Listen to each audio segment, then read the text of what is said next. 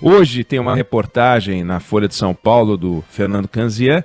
Ele fala da subnotificação, que é uma preocupação, subnotificação de casos do coronavírus nos estados e municípios. E hoje o coronavírus vai bater duas marcas simbólicas oficiais. Uma, 1 milhão de infectados no mundo, vai chegar em poucos momentos, e outra, 50 mil mortes. E a gente tem tirado conclusões em torno desses números, e todas as conclusões têm sido tiradas com base nestes números. 1 milhão de infectados, 50 mil mortes, amanhã vai ser mais não sei quanto e tal.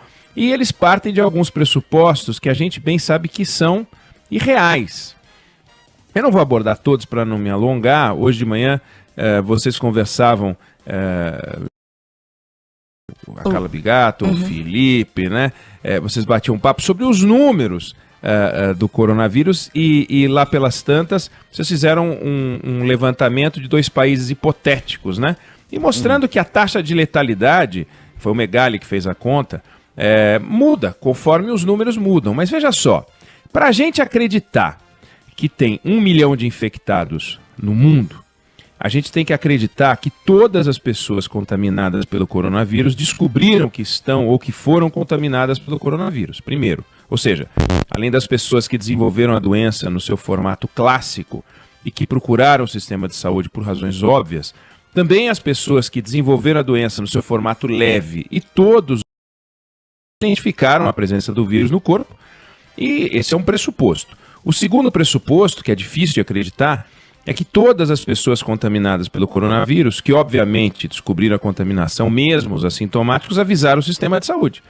E que o sistema de saúde de todos os países contabilizou todos os casos sem necessidade de teste, porque não tem teste para todo mundo. Então, como é impossível que todos os contaminados tenham descoberto a contaminação, que todos os contaminados tenham avisado o sistema de saúde dos 200 países onde a Covid apareceu, e como o sistema de saúde não contabiliza os casos que não tenham sido testados, é evidente que o 1 milhão de casos é muito provavelmente um número fake, ou seja, uma fake news oficial, que é divulgada pela OMS, não porque ela seja uma difusora de dados falsos, porque ela queira, é o dado disponível, né? Basta ver, por exemplo, que o Brasil não chegou a 7 mil casos e os Estados Unidos têm mais de 215 mil, quer dizer, o vírus prefere atingir americanos, porque o PIB lá é maior, dá para comer mais porque os americanos são mais gordos, né?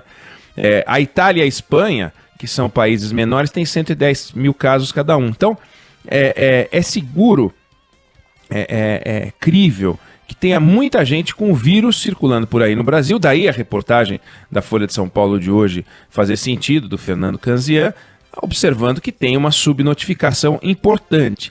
Não dá para dizer, embora ela possa ser uma notícia ruim, não dá para dizer que ela é uma notícia ruim ou uma notícia boa, a subnotificação. Tanto pode significar que muitos desses casos irão parar nos hospitais, como pode significar que a taxa de letalidade seja muito mais leve, ou seja, as pessoas possam ter as versões leves da doença e simplesmente vão ficar à margem dos dados e a gente não vai conseguir saber exatamente a extensão da doença, mas mais importante do que saber a extensão da doença é evitar mortes. De forma que pode ter uma subnotificação importante no número de casos. Pode ter também uma subnotificação no número de mortos. Ainda que o bom senso indique que o número seja muito mais realista do que o número de infectados, porque não faz sentido imaginar que algum assintomático tenha morrido por coronavírus. Não tem lógica científica, né? Como o que leva à internação, em geral, é a falta de ar, talvez, e é provável,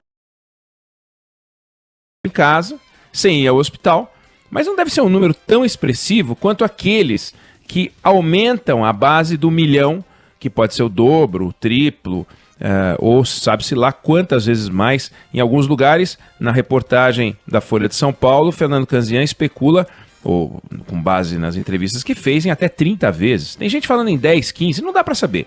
Eu estou colocando esses dados não para dar uma notícia assustadora, olha, tem muito mais gente doente do que a gente imagina, mas pelo contrário, quanto maior for a base de pessoas que tenham contraído o vírus, e aí, retomando a conversa que vocês tiveram hoje de manhã, menor é a taxa de letalidade da doença.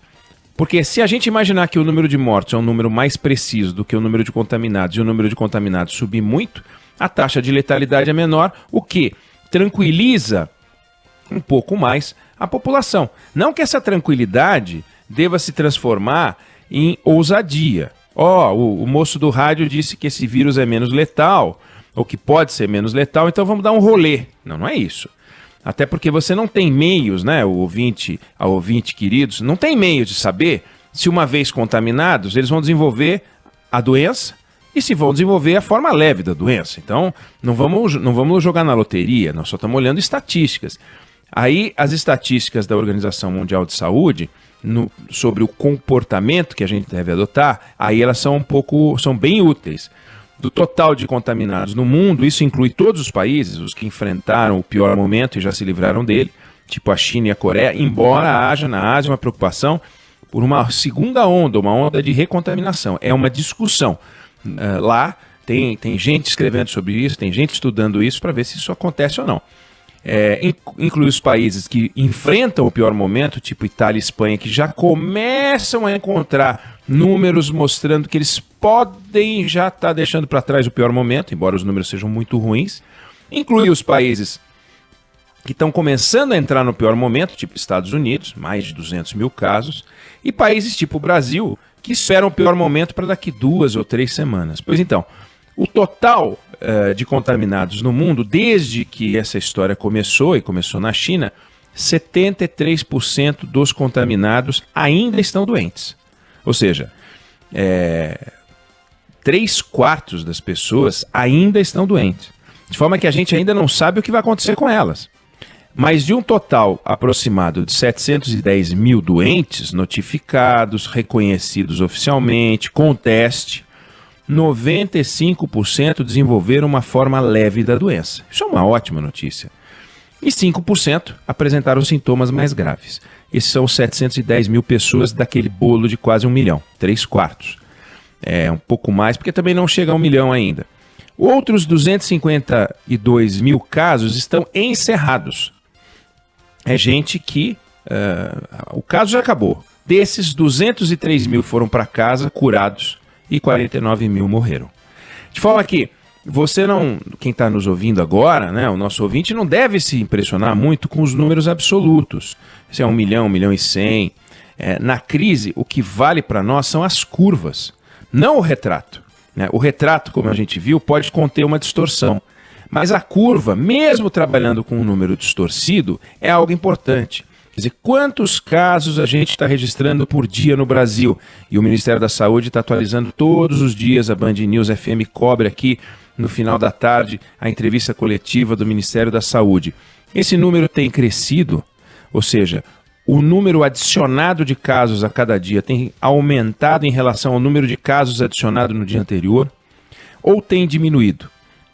O número de internações por crise respiratória grave, por exemplo, ontem foi menor do que no dia anterior. É um bom sinal? É um bom sinal. As medidas de isolamento estão funcionando? Há várias indicações de que as medidas de isolamento estão funcionando.